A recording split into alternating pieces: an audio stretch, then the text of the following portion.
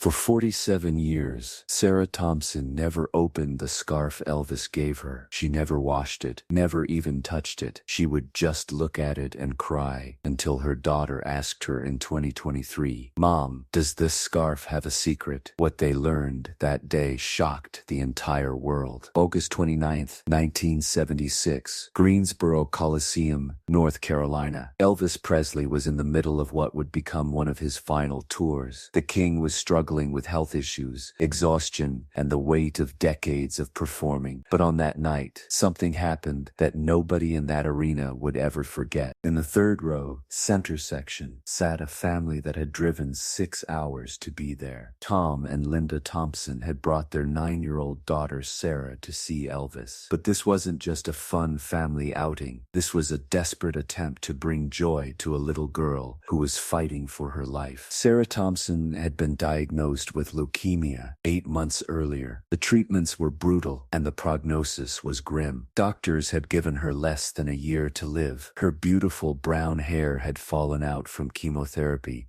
and she wore a colorful bandana to cover her bald head. She was thin, pale, and weak, but her eyes still held a spark of life. Sarah's one joy during her illness had been Elvis's music. Her father would play Elvis records in her hospital room, and she would sing along, her small voice barely audible but filled with determination. Her favorite song was "Can't Help Falling in Love," which her mother would sing to her every night before bed. "If I could see Elvis just once before I go to heaven," Sarah had told her parents one night, "that would make everything okay." Tom and Linda had spent months trying to get tickets.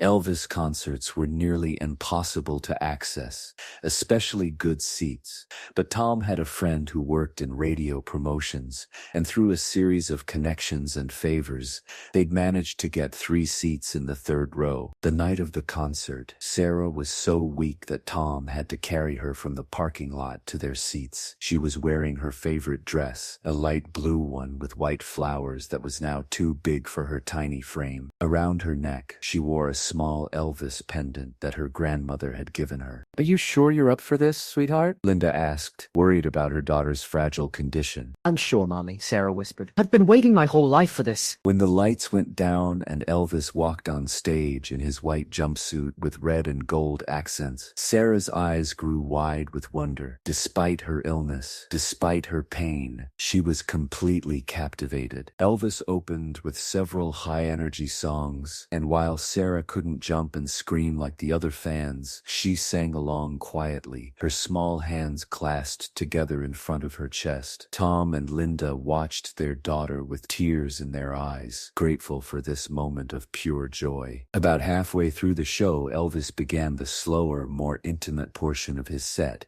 He wiped his forehead with one of his famous scarves and was about to toss it into the crowd when something made him pause. From the stage, Elvis had noticed Sarah. It was hard not to. While everyone around her was standing and screaming, this tiny girl was sitting quietly, singing along with tears streaming down her face. Even from a distance, Elvis could see she was sick. The bandana, the pale skin, the way her parents hovered protectively around her. He'd seen it before. Elvis had a special place in his heart for sick children. His twin brother had been stillborn, and Elvis had always felt a responsibility to honor life, to bring joy where he could. Over the years, he'd visited countless children in hospitals, always quietly, without press coverage. He stopped the show mid-song. The band, confused, gradually stopped playing. 20,000 people fell silent, wondering what was happening. "Hold on, folks," Elvis said into the microphone, his voice gentle. "I see someone special out there." He walked to the edge of the stage and pointed directly at Sarah. "You there, darling, the little lady in the blue dress with the beautiful bandana. What's your name?" Sarah's mouth fell open. She looked around, certain Elvis couldn't be talking to her. Linda squeezed her hand. "He's talking to you, baby."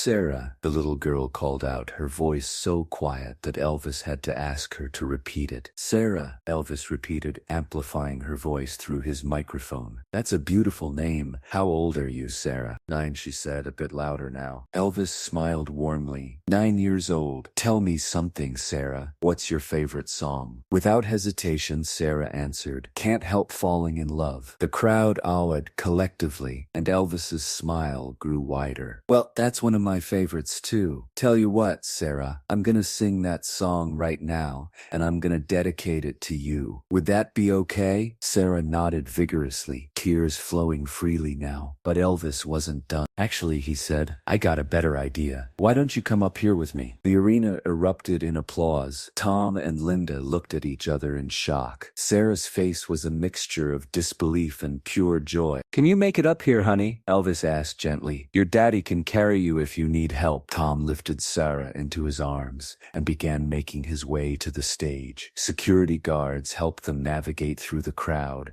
and up the steps. When they reached the stage, Elvis himself came over to help Sarah up the final steps. Up close, Elvis could see just how sick Sarah was, but he could also see the light in her eyes, the hope, the love. It reminded him of why he did what he did. You doing okay, sweetheart? He asked quietly, off microphone. I'm perfect, Sarah whispered.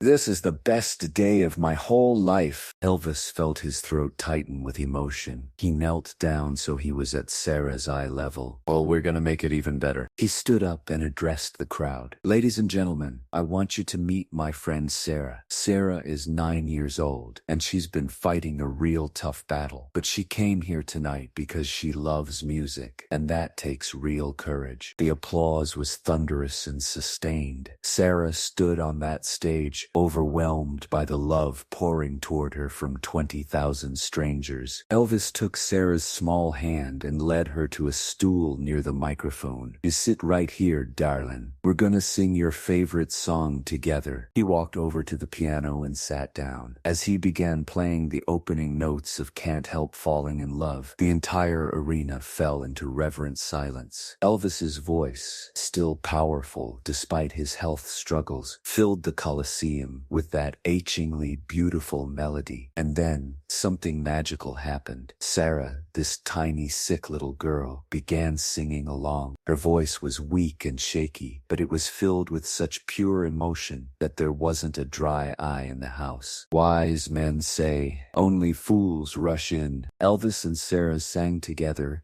their voices blending in a moment that transcended performance and became something sacred. Many people in the audience later said it was the most moving thing they'd ever witnessed. When the song ended, Elvis stood up from the piano and walked over to Sarah. He reached up to his neck and removed the scarf he'd been wearing, a white silk scarf with his signature embroidered in gold thread. Sarah, he said, loud enough for the microphone to pick up, I want you to have this. This is my last scarf from tonight, and I want you to keep it. Whenever you look at it, I want you to remember that you're loved, you're special, and you're brave. He gently tied the scarf around Sarah's neck. Then he did something he rarely did in public. He hugged her tightly and whispered something in her ear that only she could hear. Years later, Sarah would reveal what he said. Don't be afraid, sweet girl. You're stronger than you know, and you're going to do amazing things with your life. I can feel it. Elvis picked Sarah up and carried her to the front of the stage, showing her to the entire arena. The standing ovation went on for nearly 10 minutes. People were crying, cheering, and clapping not just for Elvis, but for this brave little girl who had touched all their hearts. After carefully returning Sarah to her parents, Elvis continued with the show, but everyone could see he was deeply moved. He performed with even more passion than usual, as if Sarah's courage had reignited something in him. When the Thompson family returned home that night, Sarah refused to take the scarf off. She slept with it, she wore it around the house,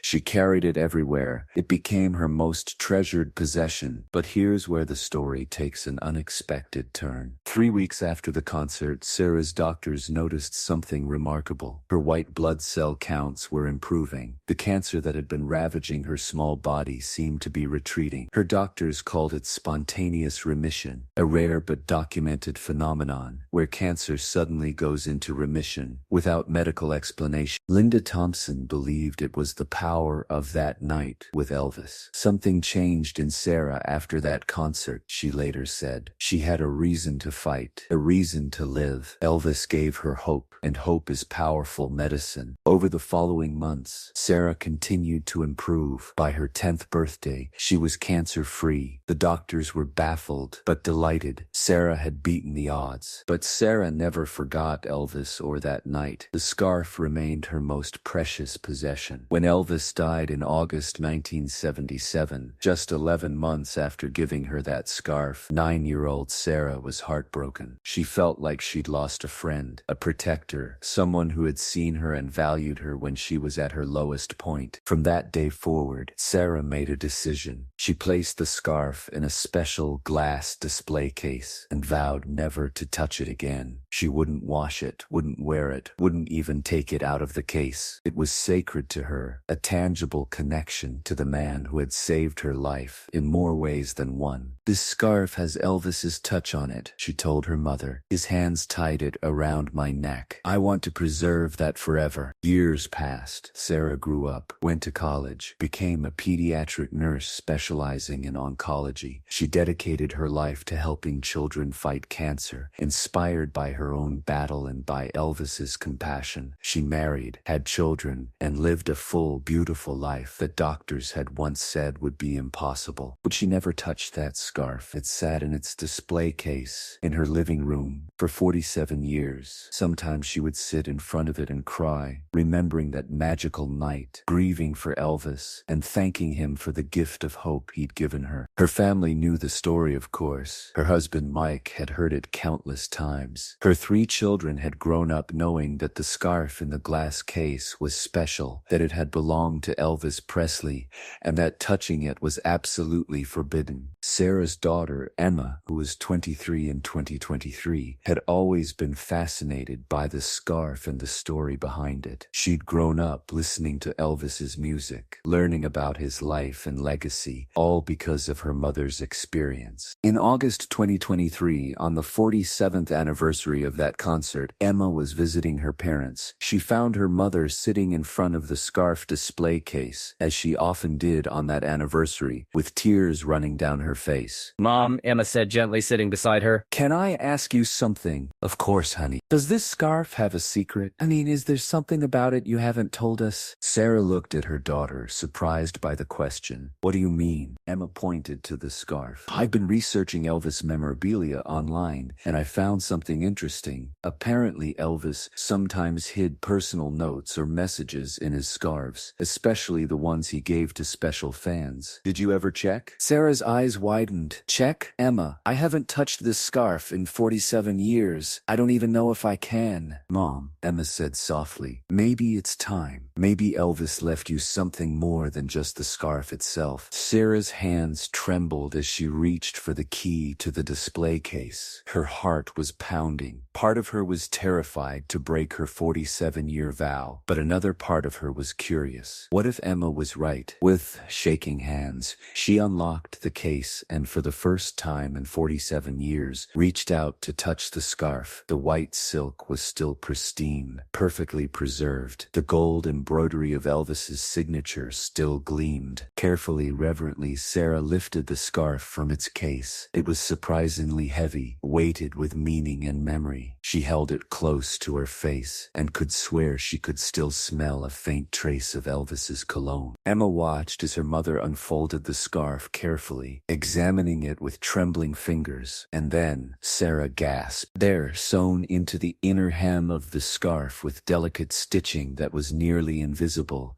was a small pocket, and inside that pocket was a folded piece of paper. "Oh my God," Sarah whispered. "Emma, you were right." With tears streaming down her face, Sarah carefully extracted the paper. It was yellowed with age, but still intact. She unfolded it with the greatest care, and there in Elvis's Elvis's own handwriting was a message dated August 29, 1976, the night of the concert. The note read, "Dear Sarah, if you're reading this, then you kept this scarf for a very long time, just like I hoped you would. I wanted to leave you something more than just silk and thread. I wanted to leave you words that you could hold on to when things got hard. I saw something special in you tonight. You were fighting, really fighting, and that takes more courage than anything I've ever done on stage. I don't know what your future holds, sweet girl, but I believe it's going to be bright. I believe you're going to beat this sickness. I believe you're going to grow up and do wonderful things. Here's what I want you to know. Life is going to have hard moments. There will be times when you feel scared or alone or like giving up. When those times come, remember tonight. Remember that you are loved, you are strong, and you are capable of amazing things. I'm writing this note because I want you to have something to hold on to forever. Not just a scarf from a concert, but a reminder that you mattered to me. That in a world of millions of people, I saw you. You touched my heart, Sarah. You reminded me why music matters, why connecting with people matters, why every single life is precious. Take care of yourself, sweet girl. Fight hard, live fully, love deeply, and maybe, if you're feeling up to it, help other kids who are fighting the same battle you fought. You have the power to give them hope, just like you gave me hope tonight. You'll always be in my heart. Elvis Presley. P.S. I tucked $5,000 in cash into the lining of this scarf. I know it seems like a lot, but I wanted to make sure you had something to help with your medical bills or whatever you might need. Don't feel bad about using it. It would make me happy knowing I could help. P.P.S. The money is sewn into the opposite corner from this note. Your mama and daddy will find it. Sarah was sobbing now, unable to speak. Emma took the note from her mother's shaking hands and read it herself, tears flowing down her own cheeks. "Mom," Emma whispered. He knew you'd make it. He believed in you. With trembling fingers, Sarah found the opposite corner of the scarf and discovered another hidden pocket. Inside was a plastic sleeve protecting a thick stack of $50 bills, 50 of them, totaling exactly $5,000, which in 1976 was equivalent to over $27,000. "My parents never knew," Sarah said through her tears. "They never found this. I sealed this scarf away before anyone could examine it closely. Elvis tried to help us, and we never even knew." Emma hugged her mother tightly. "We need to share this, Mom. The world needs to know about this." Sarah nodded slowly. "But not the money. That belongs to a charity now somewhere that helps kids with cancer. That's what Elvis would have wanted." Within days, Sarah's story went viral. Major news outlets picked it up. The note was authenticated by handwriting experts who confirmed it was genuinely written by Elvis. The discovery made headlines around the world. Elvis's secret note found after the scarf that changed everything. Elvis's hidden message of hope. But more than just being a news story, Sarah's revelation had a profound impact on how people understood Elvis Presley. Yes, he was the king of rock and roll, a superstar, an icon, but he was also a man who saw a sick little girl in his audience and took the time to not just acknowledge her, but to leave her a message of hope that would span decades. Sarah used the moment to launch the Elvis's Promise Foundation, a nonprofit organization dedicated to bringing joy to children fighting cancer. The $5,000 Elvis had left her, which she donated as seed money,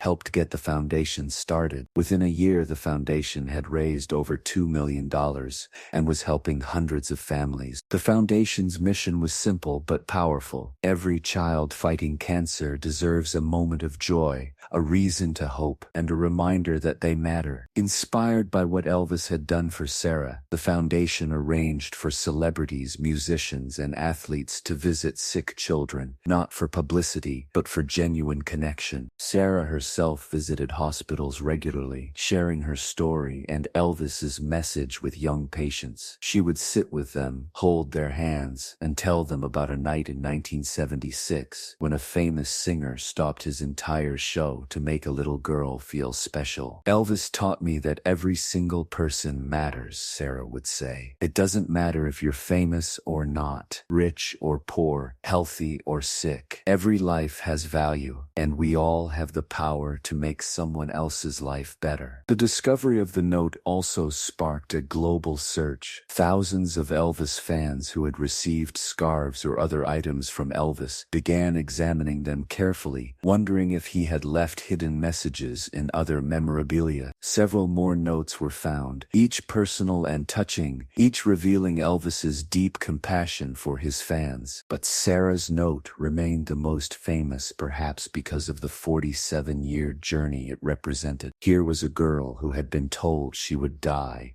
who had been given a gift of hope, who had preserved that gift with reverence for nearly half a century, only to discover that the gift contained even more than she had imagined. Elvis experts and biographers scrambled to incorporate this new information into their understanding of the king. Patricia Johnson, a professor of music history, wrote, "The discovery of Sarah Thompson's note confirms what those closest to Elvis always said. Beneath the showmanship and the fame was a man of profound empathy who genuinely cared about people, especially those who were suffering." For Sarah herself, the discovery brought closure and renewed purpose. For 47 years, she had grieved for Elvis, grateful for what he'd done, but always wishing she could have thanked him one more time. Now she understood that he hadn't just given her a scarf, he'd given her a mission. "Elvis believed I would survive, believed I would grow up and do good things with my life," Sarah said in an interview. "Every day I get to help a child fighting cancer. I'm fulfilling the promise Elvis saw in me that night. I'm living the life he hoped I would live." On August 16, 2024, the 47th anniversary of Elvis's death, Sarah returned to the Greensboro Coliseum for a special memorial event, standing on the same stage where Elvis had tied that scarf around her neck. Now 56 years old and cancer-free for 47 years, she read Elvis's note aloud to a crowd of thousands. "This note has been hidden for 47 years, she said, her voice strong and clear. "But the message inside it, the message of hope, of believing in people, of using whatever gifts we have to help others, that message is timeless. Elvis gave it to me, and now I'm sharing it with all of you." She held up the scarf, which was now safely housed in a protective frame, note visible beside it. "This scarf represents a promise. Elvis promised me that I mattered, that I would survive, that I could make a difference, and he was right. But here's what I want you to know. That same promise applies to every single one of you. You matter. You can survive whatever you're facing. You can make a difference." The crowd gave her a standing ovation that rivaled the one she'd received 48 years earlier as a sick 9-year-old. On that same stage, today the scarf and note are displayed at Graceland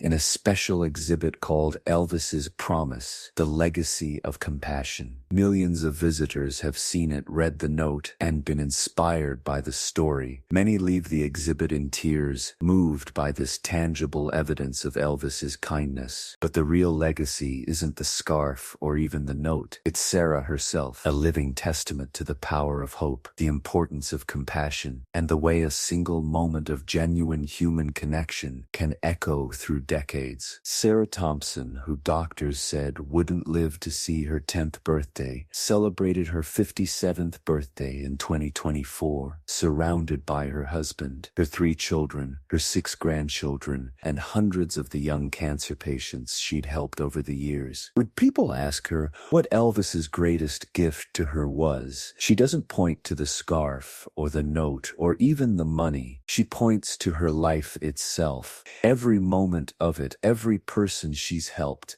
every child she's given hope to. "Elvis saw me when I was invisible," Sarah says. "He believed in me when I couldn't believe in myself, and he left me a message that took 47 years to find, but has given me a lifetime of purpose. That's not just a gift, that's a miracle." The story of Sarah Thompson and Elvis's hidden note reminds us that sometimes the most precious gifts aren't the ones we see immediately. Sometimes the greatest treasures are hidden, waiting for the right moment to be discovered. And sometimes a simple act of kindness can echo through decades, touching not just one life but thousands. Elvis Presley died on August 16, 1977, 11 months after meeting Sarah. He never knew that she would survive, that she would dedicate her life to helping others, or that his note would remain hidden for 47 years before inspiring millions. But somehow, in writing those words to a sick little girl he'd just met, he knew exactly what to say. He promised Sarah she would do wonderful things with her life. 47 years later, his promise came true in ways even he couldn't have imagined. The impact of Sarah's story extended far beyond what anyone could have anticipated. Within weeks of the note's discovery, major universities began studying what they called the Thompson effect, how physical objects imbued with emotional significance could serve as anchors for healing and hope across decades. Dr. Michael Chen at Stanford University's psychology department launched a comprehensive study examining how Sarah's 47-year relationship with the scarf had influenced her recovery and life trajectory. What we're seeing here is unprecedented, Dr. Chen explained in a Sarah's reverence for this object wasn't just sentimental, it became a daily meditation on hope, survival, and purpose. The scarf served as a physical reminder of Elvis's belief in her, and that belief became a self-fulfilling prophecy. The study revealed that Sarah had looked at the scarf an average of once per day for 47 years, over 17,000 times. Each viewing had reinforced her commitment to living a meaningful life, to honoring Elvis's faith in her, and to helping others as she had been helped. Every time I felt like giving up, every time life got hard, I would sit in front of that scarf, Sarah told researchers. I would remember that night, remember Elvis's face when he looked at me, remember feeling seen and valued. It gave me strength to keep going. But the scientific community wasn't the only group fascinated by Sarah's story. The Elvis fan community experienced a renaissance of interest in the King's charitable work. Researchers began combing through decades of concert footage, security reports, and personal testimonies, uncovering dozens of similar stories that had been forgotten or overlooked. They discovered that Elvis had a practice of leaving hidden notes in various items throughout his career. A veteran in Memphis found a note in a guitar Elvis had given him in 1972. A nurse in Las Vegas discovered a message in a jumpsuit Elvis had signed for her in Each note was personal, encouraging, and revealed a side of Elvis that the public rarely saw. Elvis was fighting his own battles with health and addiction in those final years, noted Elvis historian Marcus Thompson. But even in his darkest moments, he was still thinking about others, still trying to bring hope to people who needed it. Sarah's story isn't an anomaly, it's a window into who Elvis really was. The revelation also prompted Lisa Marie Presley to share memories of her father that she'd kept private for decades. In a moving tribute posted online just months before her own passing, Lisa Marie wrote, "My father believed that fame was only meaningful if you used it to help people. He would come home from concerts exhausted but fulfilled, telling me about the people he'd met, the lives he'd touched. Sarah's story is my father's legacy in its purest form." The business community took notice as well. Corporate leaders began using Sarah's story in leadership training, highlighting how a single act of genuine care can create ripples that last generations. Harvard Business School developed a case study called The 47-Year Investment, Elvis Presley and the Power of Authentic Connection. In an age of instant gratification and short-term thinking, wrote Professor Janet Rodriguez in the case study, Sarah Thompson's story reminds us that the most valuable investments we make are in people, not products. Elvis didn't gain anything material from helping Sarah. He simply saw someone who needed hope and provided it. The return on that investment has been immeasurable. Meanwhile, Sarah's Elvis's Promise Foundation was growing exponentially. By 2025, the foundation had chapters in 47 states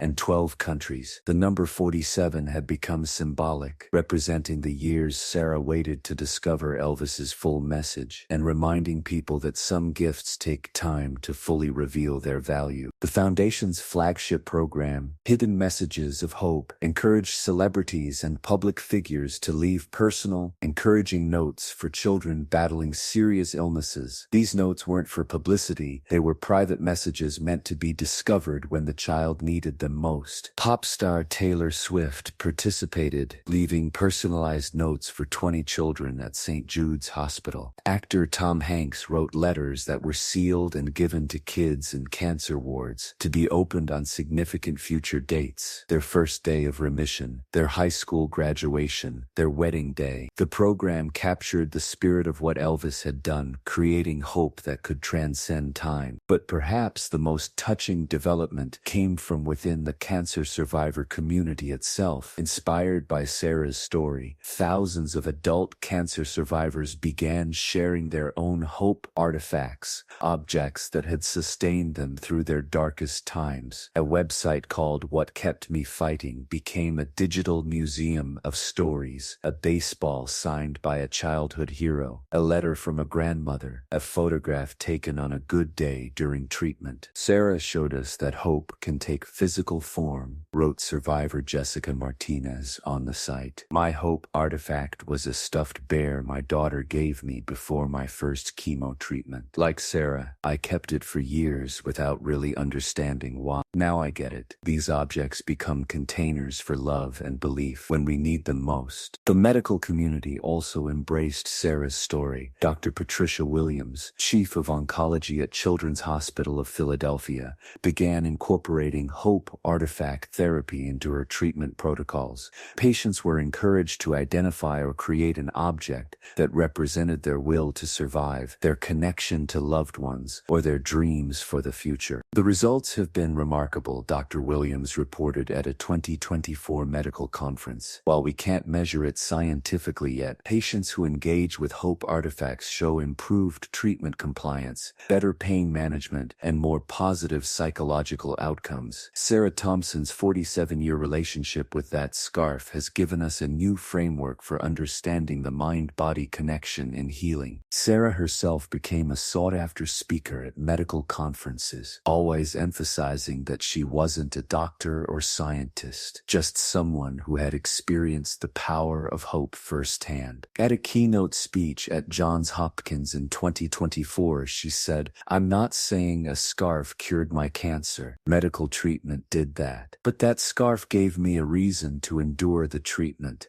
a reason to fight when fighting felt impossible. Elvis gave me hope, and hope gave me strength." The scarf's display at Graceland became one of the most visited exhibits at the mansion. Unlike other Elvis memorabilia which fans viewed with nostalgic appreciation, Sarah's scarf evoked something different: reverence, inspiration, and often tears. The museum installed a tissue box next to the display after realizing that nearly every visitor cried when reading Elvis's note. Visitors began leaving their own notes at the exhibit, creating an impromptu memorial wall. "Elvis, thank you for showing us that kindness matters. Sarah, your story gave me courage to keep fighting. To anyone reading this, you matter, you're loved, and don't give up." The exhibit also included video testimonials from Sarah filmed over several months in 2023 and 2024. In these videos, she walked viewers through every detail of that night in 1976, the 47 years that followed,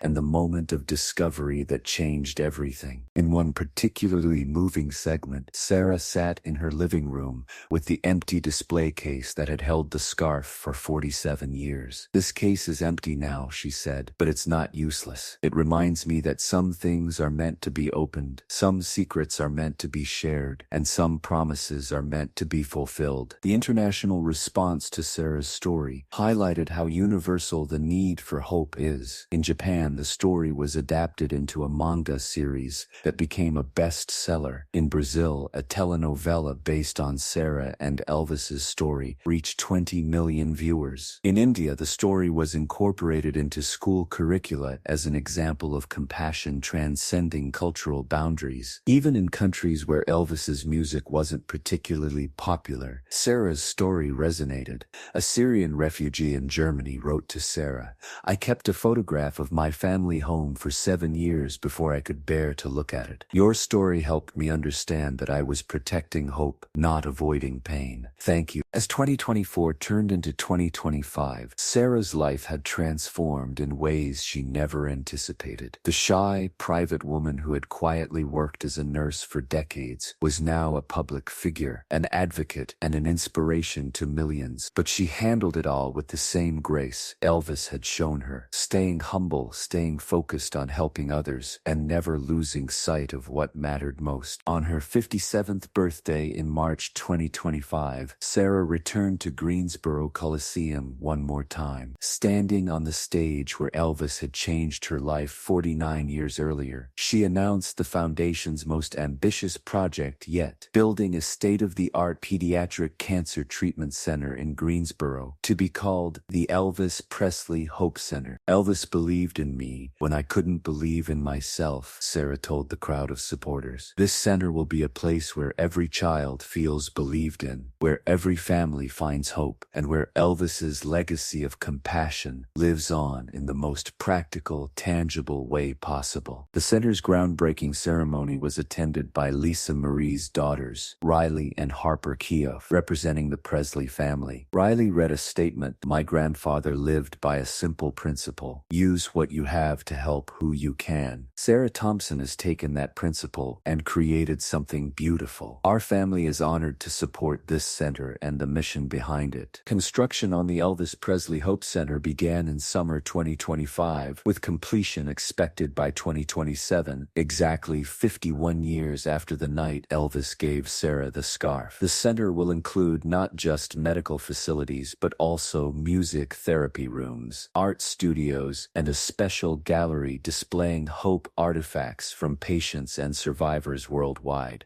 Sarah's story had come full circle. A sick little girl who received hope from a famous stranger had grown into a woman who provided hope to thousands. A hidden note that waited 47 years to be discovered had sparked a global movement. A scarf that was never supposed to be touched had touched millions of hearts. If this incredible story of hidden messages and the power of hope moved you, make sure to hit that subscribe button and share this video with someone who needs to hear about the lasting impact of compassion. Let us know in the comments if you've ever received a gift that changed your life. And don't forget to ring that notification bell for more amazing true stories about the moments that reveal the best of human nature.